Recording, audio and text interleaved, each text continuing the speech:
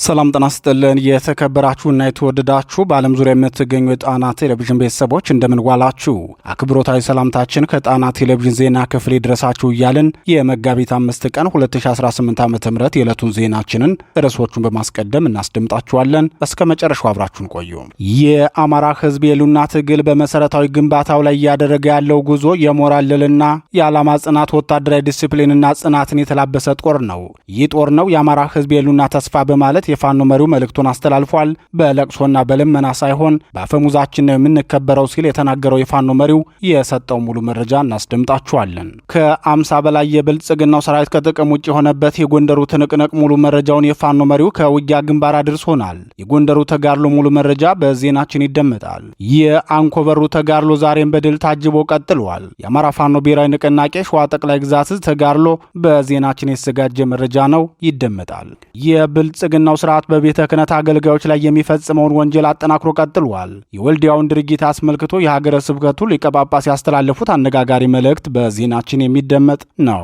በሶስተኛው ሳምንት የኢራን ጦርነት አሜሪካ አምርራ እንድትወስን ያስገደዳትን ብርቱ ምት አስተናግዳለች። የጃፓኑን ሰራዊቷን ጨምሮ በአጠቃላይ በ3 ወታደራዊ መርከቦች የተጫኑ ሰራዊቶቿን አስገብታለች። አያቶላው የሚገኙበትን ለጠቆመኝም $10 ሚሊዮን እከፍላለሁ ብላለች። ዝርዝሩ በዜናችን ተሰናድቷል። ሰዓቱ ሲደርስ ተሰሙታላችሁ። እነዚህንና ሌሎች ለሰዓቱ የተመረጡ መረጃዎችን አሰባስበን ያሰናዳነው የዕለቱ ዜናችን ወደ እናንተ መቅረብ ጀምሯል። በድጋሚ እስከ መጨረሻው አብራችሁን ቆዩ እያልን በቀጥታ ወደ ዝርዝር ዘገባው እናልፋለን።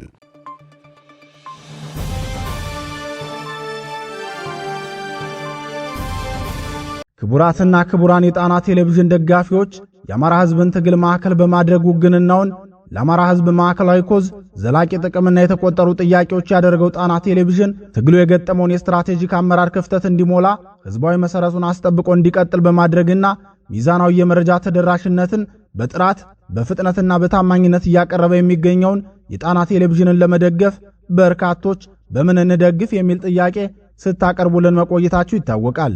በመሆኑም በዜል +1 46 9866 54 44 በካሻፕ ጣና ቲቪ 2024 በፔይፓል ጣና ቴሌቪዥን 2024@gmail.com እንዲሁም በዶኔት ቦክሱ በኩል መደገፍ የምትችሉ መሆኑን ለማሳወቅ እንወዳለን።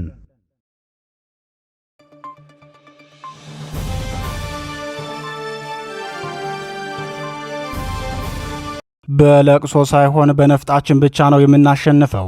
አርበኛ ጌታ አስራደም የአማራ ፋኖ ብሔራዊ ንቅናቄ የተጋድሎ ደረጃ በትክክለኛው የትግል መስመርና በፈጣን እድገት ላይ እየተጓዘ መሆኑን ካሳየባቸው ክስተቶች መካከል አንዱ የሰራዊት ምልመላ ስልጠናና ምረቃ ነው። በትናንትናው ዕለትም ከ2000 በላይ የኮማንዶ ሰራዊት ከ3 እዞች የተውጣጣ ምልምል ሰራዊት መመረቁ ይታወሳል።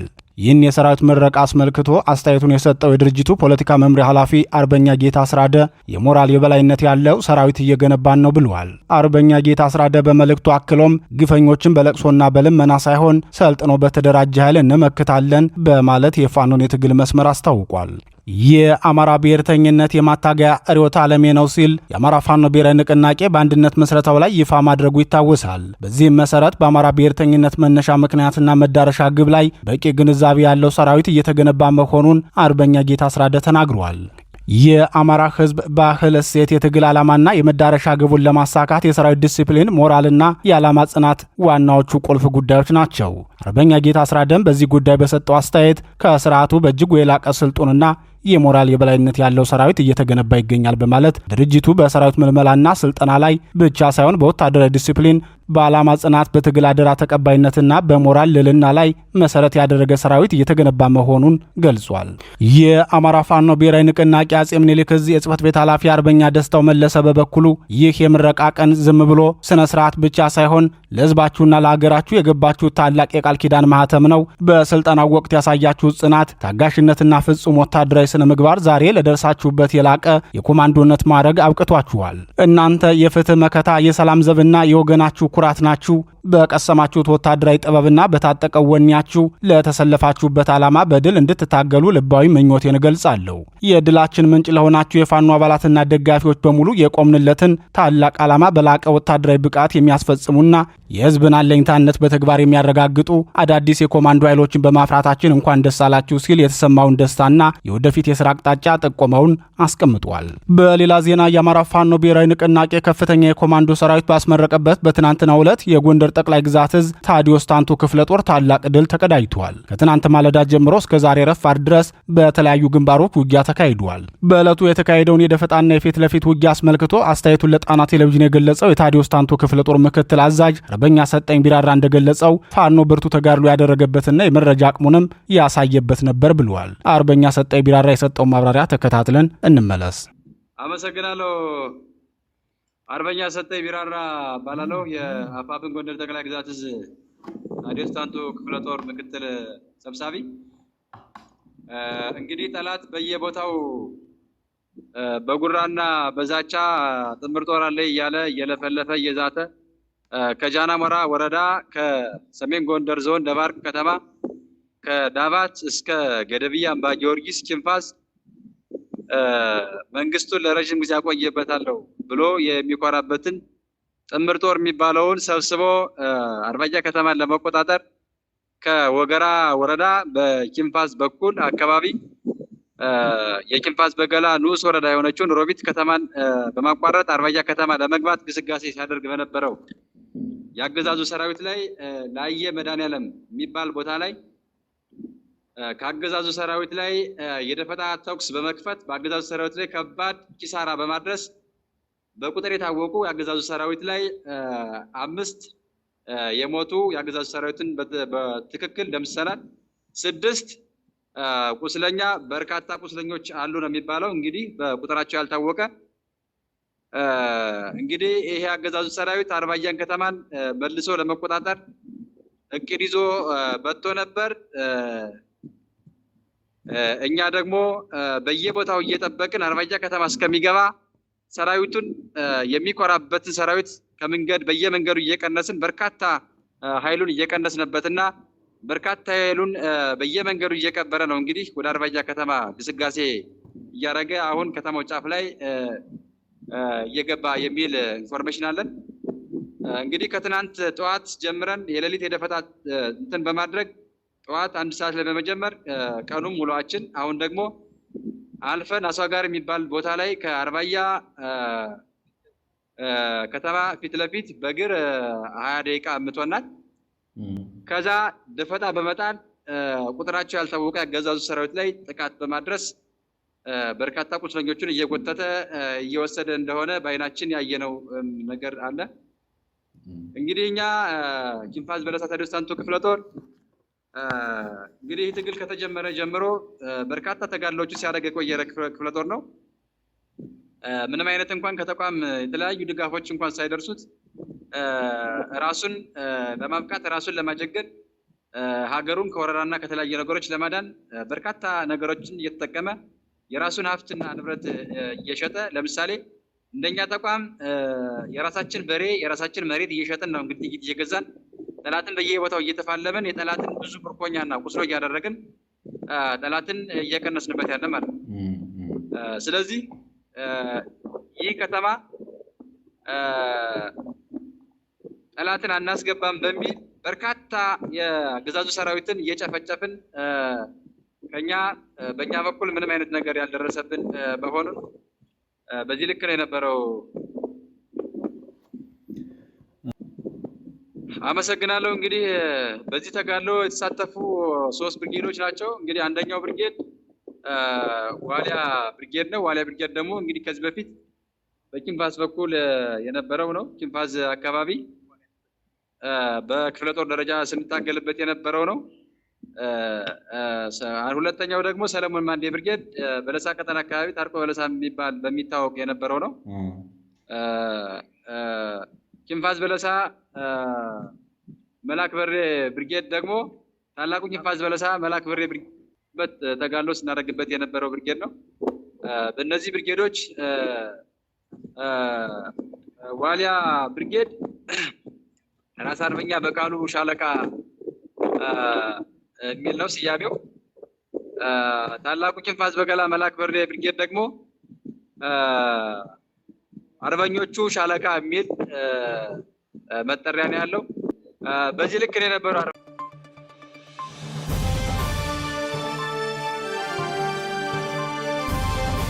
50 የጠላት ኃይል መተናል። ፋኖ የአማራ ፋኖ ብሔራዊ ንቅናቄ ጎንደር ጠቅላይ ግዛት ህዝብ በማዕከላዊ ጎንደር ዞን ያካሄደው ብርቱ ተጋድሎ ከ50 በላይ የብልጽግናውን ሰራዊት ከጥቅም ውጭ ማድረጉን አስታወቀም። የዙ ውጭ ጉዳይ ኃላፊ አርበኛ መምህር ብዙአየሁ ወንድሙ በቆላ ድባ በደንቢያና አካባቢው የተደረገውን ውጊያ አስመልክቶ ለጣና ቴሌቪዥን እንደገለጸው ጠላት በከፍተኛ ደረጃ ኪሳራ ደርሶበታል ብሏል። አጼዎቹ ክፍለ ጦርና በጌምድር ክፍለ ጦርን ጨምሮ ሌሎች የዙ አባል ብርጌዶች በሁለት ግንባሮች በተመሳሳይ ሰዓት በፈጸሙት የተጠና ጥቃት ከ50 በላይ የብልጽግናው ሰራዊት ሙትና ቆስለኛና እጁን ለፋኖ እንዲሰጥ ያስገደዱ ሆነዋል።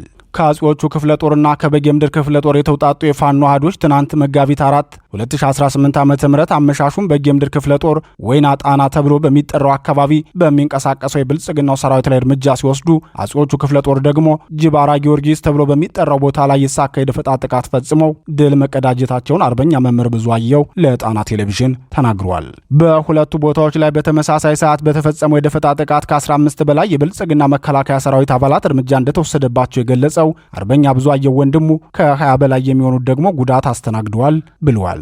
የተጋድሎውን ተጨማሪ መረጃ ከአርበኛ መምህር ብዙአየሁ ወንድሙ ማብራሪያ ተከታትለን እንመለስ።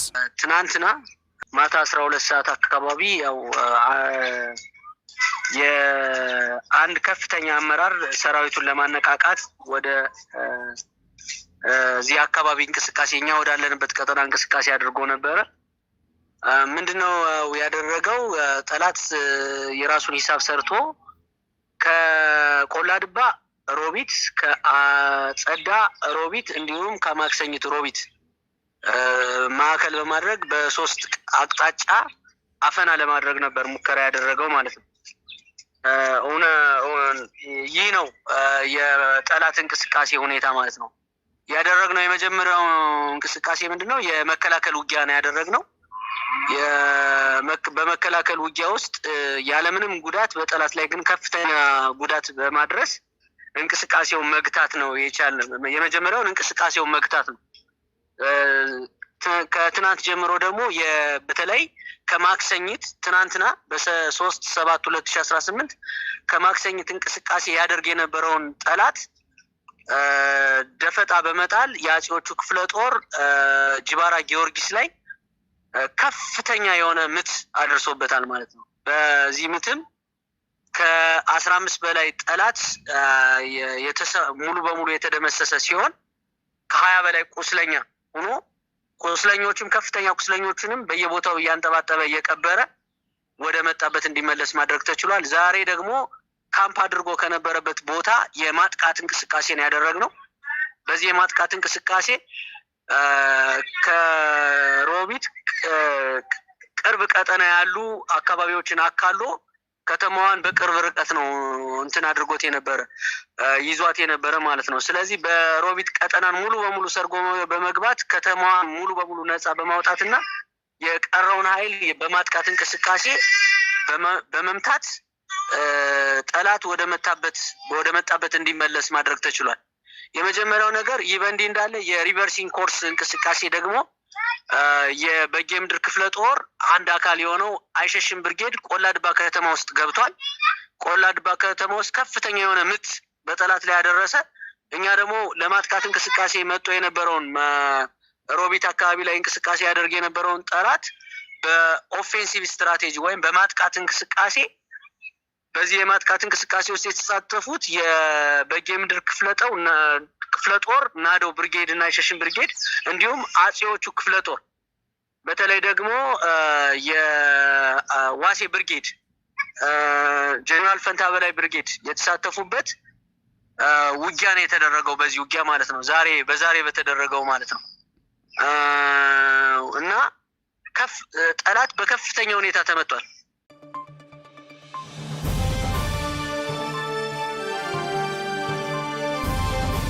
አስቀድመውም ሲዝቱባቸው ነበር። እማኞች በወልዲያ ከተማ የተፈጸመው አስደንጋጭ የካህኑ ግድያ አስቀድሞም ቢሆን ዛቻ ሲደርስባቸው ነበር ሲሉ እማኞች ተናገሩ። በኢትዮጵያ ኦርቶዶክስ ተዋሕዶ ቤተክርስቲያን የሰሜን ወሎ ዞን ሀገረ ስብከት ሊቀ ጳጳስ ብፁዕ አቡነ ኤርሚያስ በበኩላቸው ለመልአከ ምሕረት አባይነዓለም አማረ ግድያ ምክንያት የሆነው ሰው ባይወለድ ይሻላቸዋል ብለዋል። መልአከ ምሕረት አባይነዓለም አማረ የተባሉ የቤተ ክህነት አገልጋይ ግድያ የተፈጸመባቸው ጦርነት ይቁም፣ መንግስት ሁሉንም ችግሮች በጠመንጃ ፈሙዝ ለመፍታት የሚያደርገውን አካሄድ ሊያቆም ይገባል ሲሉ አስቀድመው በመናገራቸው ምክንያት የስርዓቱ ሹሞች ጥርስ ነክሰውባቸው እንደነበር ምንጮች ተናግረዋል። በሰሜን ወሎ ዞን የወልዲያ ደብረ ሰላም መድኃኔዓለም ካቴድራል አስተዳዳሪ የነበሩት መልአከ ምሕረት አባይነዓለም አማረ የተገደሉት ትናንት ሲሆን ካህኑ የተገደሉትን በሚያገለግሉበት ወቅት በተኩስ ሩምታ መሆኑ ታውቋል። አንድ ካህን በሰጡት ምስክርነት መልአከ ምሕረት አባይነዓለም አማረ መንግስት ከታጣቂዎች ጋር እያደረገ ያለውን ደም አፋሳሽ ጦርነት በሰላም እንዲቋጭ በግልጽ አደባባይ ሲናገሩ ነበር። በዚህ አቋማቸው የተነሳም ቀደም ሲል በአካባቢው ባሉ የመንግስት ታጣቂዎች ዘንድ ጥርስ ተነክሶባቸው ነበር ብለዋል። የሰሜን ወሎ ሀገረ ስብከት ሊቀ ጳጳስ አቡነ ኤርሚያስ ካህኑ በተቆጠረላቸው ቀን አርፈዋል፣ ነገር ግን የቤተ ክርስቲያን አገልጋዩን በዚህ ሰዓት ለገደላቸው ሰው ባይወለድ ይሻለዋል ሲሉ ሐዘናቸውንና ብስጭታቸውን ገልጸዋል። ሊቀ ጳጳስ አቡነ ኤርሚያስ አክለውም መልአከ ምሕረት አባይነዓለም ፊት ለፊት የሚናገሩ ደፋርና ቆራጥ አባት ነበሩ፣ ለቤተ ክርስቲያን ልማትና ለሀገር ሰላምም የሚተጉ ነበሩ በማለት ለካህኑ መገደል ምክንያት ሊሆን የሚችለውን ፍንጭ ሰጥተዋል። የብልጽግናው ስርዓት በአማራ ህዝብ ላይ በከፈተው ጦርነት ከሚያደርሳቸው ግፎችና ጥቃቶች መካከል በቤተ ክርስቲያንና በአገልጋዮቿ ላይ የሚፈጽመው ይገኝበታል። በቅርቡ በደቡብ ወሎ ዞን አማራ ሳይንት አውራጃ በሚገኝ አንድ ደብር ላይ በተፈጸመ የከባድ መሳሪያ ጥቃት ከገዳሙ አገልጋዮች መካከል አብዛኞቹ ሲገደሉ፣ ቀሪዎቹ ቆስለዋል። በአሁኑ ሰዓትም በገዳሙ አንድ አገልጋይ ብቻ መቅረታቸው መዘገባችን አይዘነጋም። ከቀናት በፊትም እንዲሁ በዚሁ አማራ ክልል ሰሜን ጎንደር ዞን የታላቁ ዋልድባ ገዳም አገልጋዮች በስርዓቱ ታጣቂዎች በጥይት ተደብድበው መገደላቸውን በትናንቱ ዜናችን መዘገባችን ይታወሳል። ከዚህ በተጨማሪም ባለፉት 3 የጦርነት ዓመታት በመቶዎች የሚቆጠሩ የቤተ ክርስቲያን አገልጋዮችና በሺዎች የሚቆጠሩ የአብነት ተማሪዎች መገደላቸውን ሪፖርቶች አጋልጠዋል።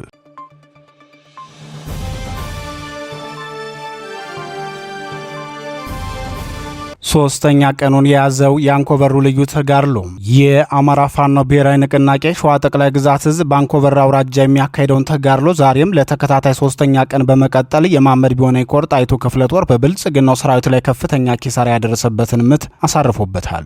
በተጋድሎም ከጣይቱ ክፍለ ጦር በተጨማሪ በአካባቢው የሚገኘው ግራዝማች አበባየው ተክለወልድ አርበኞች የፋኖ ጦር መነሻውን ከአንኮበር አድርጎ ወደ ደረፎ ተንቀሳቅሶ በነበረ የብልጽግናው ሰራዊት ላይ የተቀናጀና የተናበበ ምት ማሳረፍ ችሏል።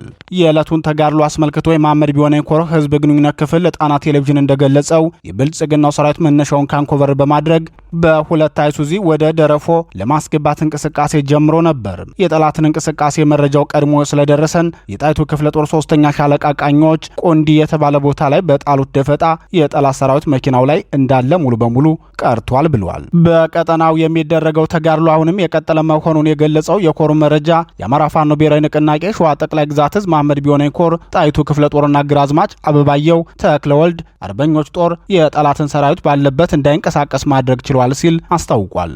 ከበባ ውስጥ የገባውን ሰራዊቱን ለማስወጣት ብልጽግናው ተጨማሪ ኃይል ለማስገባት ቢሞክርም የጣይቱ ክፍለ ጦር መንገድ ላይ ጠብቆ መጥቶታል።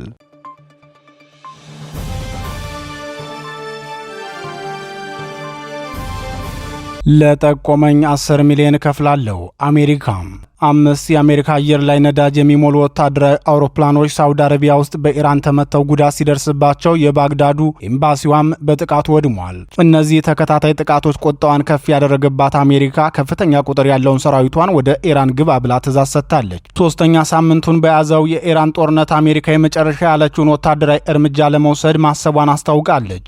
ጃፓን የነበረው የአሜሪካ ባህር ኃይል በአስቸኳይ እንዲገባ የታዘዘው ዩኤስኤስ ትሪፖሊ LHS 7 ከተባለችው የአሜሪካ ግዙፍ የጦር መርከብ ጋር ነው።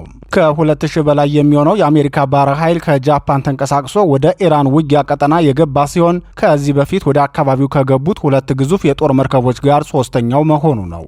በሳውዲ አረቢያ የነበሩ 5 የጦር አውሮፕላኖች በኢራን ሚሳኤል የወደመባትና የባግዳዱ ኤምባሲዋም ፍርስራሽ የተደረገባት አሜሪካ የዚህ ሁሉ ቀውስ ባለቤቱ የኢራኑ አያቶላ ነው። አዲሱን አያቶላና 2 የደህንነት ሰራተኞችን መገኛ የሚጠቁመኝ ካለ $10 ሚሊዮን ካሳ ከፍላለሁ ብላለች። አሜሪካ ከዚህ በፊትም የኢራቁን ፕሬዝዳንት ሳዳም ሁሴንን ካስወገደች በኋላ ኦዳይና ቆሳይ ሁሴን የተባሉ የሳዳምን ልጆችን ላገኘ ወይም ለጠቆመ $5 ሚሊዮን እንደምትሰጥ ቃል ገብታ ነበር። ሆኖም ሁለቱን የሳዳም ልጆች የጠቆመውን ግለሰብ ቃል የገባችለትን ገንዘብ ከመስጠት ይልቅ ከሁለቱ ልጆች ጋር አንድ ላይ መግደሉ አይዘነጋም። የቡሽ አስተዳደር ቃል የገባውን ገንዘብ እንዳልከፈለው ሁሉ የትራምፕ መንግስትም የገባውን ቃል ይፈጽማል ተብሎ ባይጠበቅም በድጋሚ ትናንት ቃል ገብተዋል። ትናንት በሳውዲ አረቢያ የሚገኙ የአሜሪካ አውሮፕላኖች በኢራን መደብደባቸውን ተከትሎ የኢራንን ዋና የነዳጅ ደሴት የሚባለውን አሜሪካ ባጸፋው በመደብደብ በቀሏን አወራርዳለች። ከዚህ ባለፈም በኢራን ምድር የሚገኙ ወታደራዊና ታሪካዊ ተቋማትም ወደ ፍርስራሽነት እንዲቀየሩ እንደምታደርጋቸው አሜሪካ ዝታለች። ነዳጅ ጫኝ የሆኑት የአሜሪካ ወታደራዊ አውሮፕላኖች በደረሰባቸው ጥቃት ጉዳት እንደደረሰባቸው፣ ነገር ግን ሙሉ ለሙሉ አለመውደማቸውም የሳውዲ አረቢያ ባለስልጣናት ከባድ ጉዳት አልደረሰባቸውም፣ በአሁኑ ጊዜ ጥገና እየተደረገላቸው ነው ብለው ቢናገሩም ሌሎች የመረጃ ምንጮች ግን ለወታደራዊ ስነልቦና ተብሎ የተደበቀ ሚስጥር እንጂ አውሮፕላኖቹ ወድመዋል ሲሉ ይናገራሉ። በ5 የአሜሪካ ወታደራዊ አውሮፕላኖች ላይ ጥቃት የተፈጸመው ኬሲ 135 ነዳጅ የሚሞላ የአሜሪካ አየር ኃይል አውሮፕላን ባለፈው ሐሙስ በምዕራባዊ ኢራቅ መከስከሱ ከተነገረ በኋላ ነው። በመካከለኛው ምስራቅ የአሜሪካን ወታደራዊ ተልእኮዎች የሚቆጣጠረው የዩናይትድ ስቴትስ ጦር ኃይል ማዕከላዊ እዝ ወይም ሴንትኮም እንዳረጋገጠው በአደጋው በአውሮፕላኑ ውስጥ የነበሩ ሁሉም 6 አባላቱ ሞተዋል።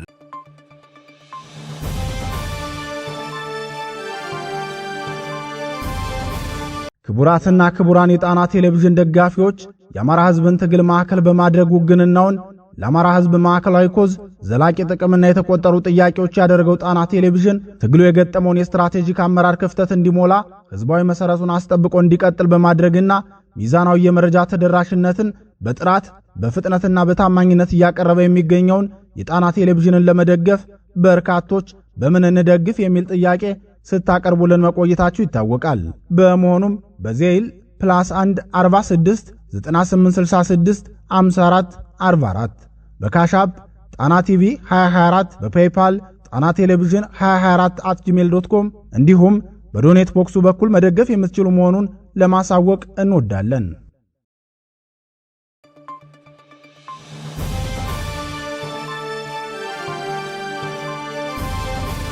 የተወደዳችሁና የተከበራችሁ የጣና ቴሌቪዥን አድማጭ ተመልካቾቻችን የሰዓቱ ዜናችን የተከታተላችሁትን ይመስል ነበር። ምርጫችሁ አድርጋችሁ ስለምትከታተሉን ከልብ እናመሰግናለን። ጤና ይስጥልን።